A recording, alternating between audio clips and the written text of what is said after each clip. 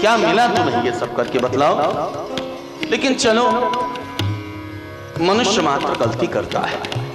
To err is human but forgive is divine. Shakespeare ने कहा कि गलती करना मनुष्य का स्वभाव है, लेकिन क्षमा कर देना यह बहुत बड़ा दैवी गुण है।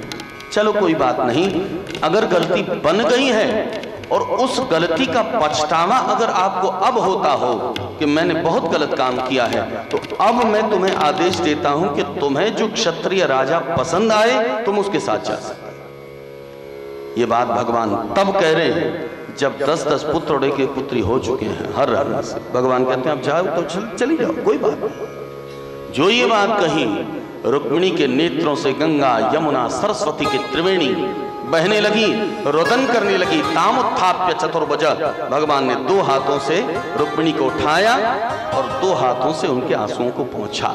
भगवान चतुर्भुजी हैं। आप मथुरा छोड़कर आए तो द्वारिका में चतुर्भुजी हैं।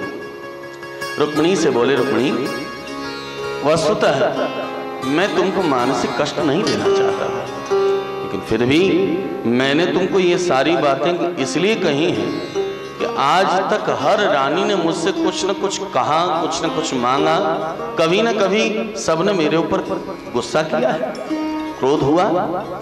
लेकिन एक तुम ही ऐसी हो जिसने न मुझसे कभी कुछ मांगा और न कभी कुछ गुस्सा किया। तो मैं ये देखना चाहता था कि तुम्हारी क्रोध के समय चेहरा कैसा लगता है, रोते समय तुम्हारी आंखें कैसी लगती हैं। केवल इस बात को देखने के लिए मैंने इतनी सारी बातें कही। मैं तुमको क्रोधित नहीं करना चाहता था, मन से कष्ट नहीं देना चाहता था। और गृहस्थ का यही तो आनंद है। गृहस्थ की गाड़ी के 2 पहिए हैं, एक पति और एक पत्नी। अगर सुख हो तो पति पत्नी बराबर आपस में बांट लेते हैं, दुख हो तो पति पत्नी आपस में बराबर बांट लेते हैं। यही तो गृहस्थ का आनंद है।